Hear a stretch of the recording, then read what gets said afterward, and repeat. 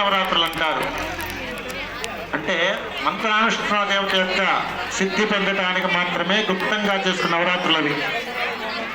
ఇక మూడవది ముఖ్యమైనది ఏంటయ్యా అంటే, మనకు తెలియకుండానే నవరాత్రులు చేస్తూనే ఉంటాం కానీ అవి మన నవరాత్రులు తెలియదు. అవే వసంత నవరాత్రులు.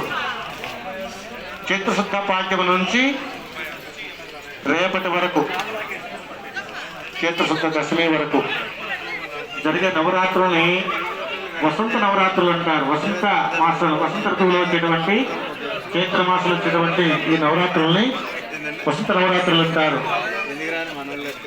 ఈ వసంత నవరాత్రుల్లో మనం మిగతా 9 రోజులు 8 రోజులు ఏం చేసినా చేయకపోయినా ఈ నవమి నాడు రామ కళ్యాణం, సీతా కళ్యాణం ఎవరైతే జరిపిస్తారో, వీక్షిస్తారో, స్వీకరిస్తారో వాళ్ళందరికీ కూడా వసంత నవరాత్రులను చేస్తే ఎంత ఫలితం కలుగుతుందో ఈ ఒక్కరోజు ఈ 2 గంటలు సేపు చేస్తే అంతటి ఫలితం కలుగుతుంది. ఎందుకయ్యా అంటే వసంత నవరాత్రుల్లో 2 ఉన్నాయి. రాముల వారిని మనం రాముడు అంటాం, మన రామయ్య అంటాం.